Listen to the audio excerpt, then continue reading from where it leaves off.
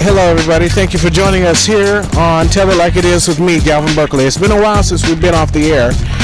Since we've last seen you, it was winter since we last seen you. Now this is hopefully spring, but you know what they say, spring showers hopefully should bring May flowers. That's what the plan is. But unfortunately, it's showering today, and we're doing a show out here near 33rd and 33rd in Indiana. Sorry about that. It's quite windy out here too. It's a little nippy outside for spring. We just finished getting out of Sprinter, but now we're into spring. Alright, we got some things I want to talk to you about, and we're going to talk to you about them about quickly. One of them we recapped on, if refreshing my memory here, we talked about the last time the politics of Kansas City, which is ever changing, believe it or not, and especially in these areas. Well, I got something for these areas in terms of the elected officials here in the 3rd and 4th districts, and then you got some state representatives that need a little push in the kick and in their you know what's. I can't really say what I want to say, but this is best I can do. Right now, I'm right in front of Central Academy of Excellence, formerly known as Central High School in Kansas City. And as much as I want to talk about education, I'm not quite ready on talking about that this quite yet. But we're going to kind of do some kind of segues into education, into what we're going to talk about today. And it's about social environment, it's about economy, it's about what I'm going to talk about today, the economy. And education has a play into what you can and cannot do. And I'm not saying it's going to place limits, because I've known a lot of people that have some education, little to some education, and still do it. Economics in this area, mostly the people that work in these kinds of areas, that live in these kinds of areas, rather, are having to travel outside for work. They're not usually having work in the communities unless they are entrepreneurs. That's a thing that we should work on. We should work on opening more and more smaller businesses. You know, what you see in these parts of areas in Kansas City, it's not just only schools and churches, but you see more of convenience stores that got a gas station not too far away from here. Right, quite honestly, right across the street, and if not too far, not from where we last gave you the latest news on the Kansas City report on a gas leakage, on a gas tank leakage, where inner city oil is placed near Cleveland. We did a story on that a while back last year or so. So those are things that you should really be interested in, and you should really be engaged in. Those are things that, but let's get back on topic here. Economics in this city is dismal. When you look at what is going on downtown, it's an economic boom that is going on downtown versus these parts of areas, and that's got to change. And I think it starts with not just only the education, it starts with the people rolling up their sleeves. And I say it time and time again, but I often say it because I mean it. And I often say it because we should start doing it. I often say it because people don't care anymore. And when you don't care, I'm just going to be very blunt with you today. If you don't care, this is what you're looking at. An area that ain't soaring too good. We're more than just people. We have families in these parts of town. We have families here. And if you don't give a damn about these parts of areas, well, I don't know what to tell you. I can tell you a few things off this camera, trust me. But I am going to reserve for another time. But more on substance in terms of economics is that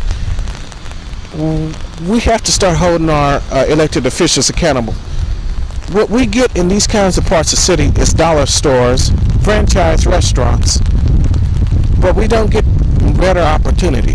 And that's what they're saying to us. It's not just we'll give a dog a bone. It's what they are saying to us and what we're willing to accept. And it's time to change, Kansas City. It is really time to change. It is time to change the people that you elect in these parts of the area. These people that you electing aren't helping you. They just don't give a damn. They don't give a fat rat's behind about you.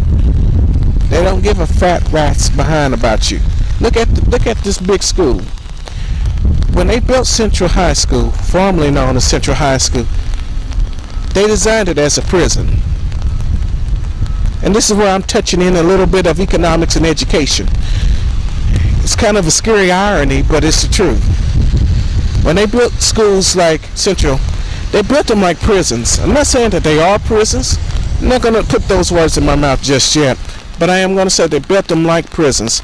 You look at the architecture of J.A. Rogers as well.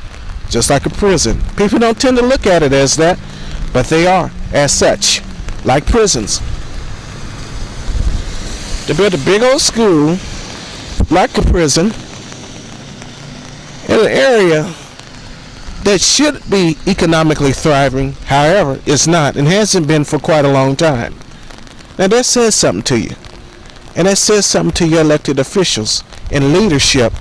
And it speaks something unto us as the citizens and the taxpayers of this type of foolishness behind me. Now, if you're willing to stand up, let's start standing up. But if you're willing to continue the same old foolishness that continues on, well, just keep doing what you're doing, Kansas City. Now, I keep telling you on many shows that I've done over the years to get registered to vote. And I take that with very seriousness because not only the election of Donald Trump has shaken up people and has awakened people, I think the leadership that you see in these kinds of areas has really begun to be lackluster for quite some time. And I think people need to start voting. Last election cycle that we just had recently in Kansas City, we've had a low voter turnout. I can almost tell you without really looking at the numbers, because that's exactly what has happened. Low voter turnout has actually occurred in these parts. And I don't know what the hell is going on. I don't understand why we can't get out here and vote. But once again, we allow for these things to happen when we don't vote, when we don't get out here and be active. There's some of us that are active, and I give it to you guys that are active and are out here voting and out here rolling up your sleeves and about to change some of these neighborhoods out here. It's time for a change. But it's time for a big change and a shake-up. And a good shake-up. And a good wake-up. But when is that time going to come? I don't know what to tell you. I just don't know what to honestly tell you.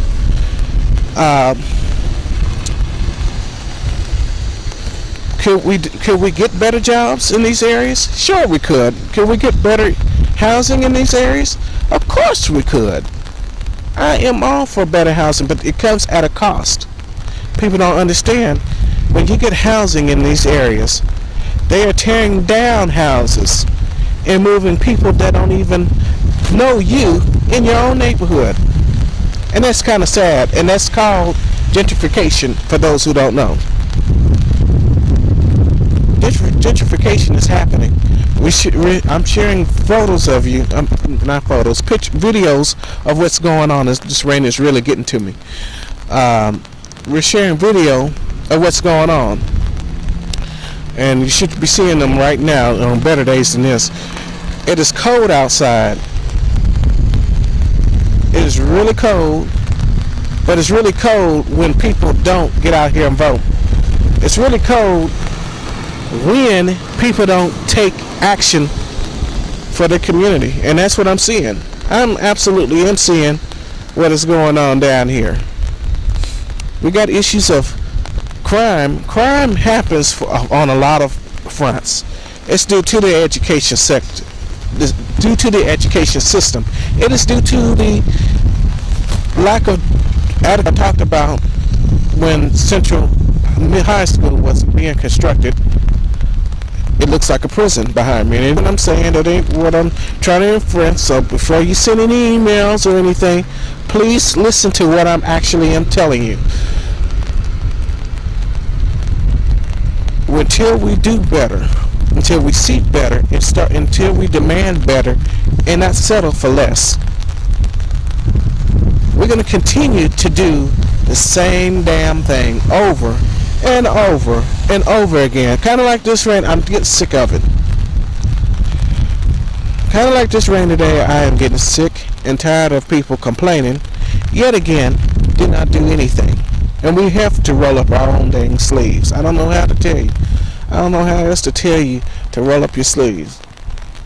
When we see the potential behind me in a school as big as Central High School, when we are seeing potential coming out of Lincoln College Preparatory, when we're seeing potential coming out of charter schools, people want to knock charter schools, but I'm going to tell you, there's strong competition going from public school and charter school, but the issue and struggle is still real here on the streets of Kansas City. When we are getting low-paying jobs, and we're getting neighborhoods, and we're living in neighborhoods that are substandard, and you go out to downtown, and anywhere close to downtown, quite frankly, we're seeing a lot of terrible things happening in these parts of the area. If you're living anywhere in this vicinity, I'm telling you, gentrification is already happening. If you live near 27th in Cleveland, it's already begun. If you live anywhere that you hear this voice in Kansas City, in the urban core, it has already started to happen. Now, the question I'm going to ask you, next question I'm going to ask you, before I get out of here, is what are we going to do to change it? And I want to hear some of your replies. I don't want to hear no crazy replies. I want to hear constructive, critical replies. I don't want to hear any more of this, it's us. We know we're struggling out here. We know it. But there's potential in the air. There's potential. And there's a difference between potential and doing.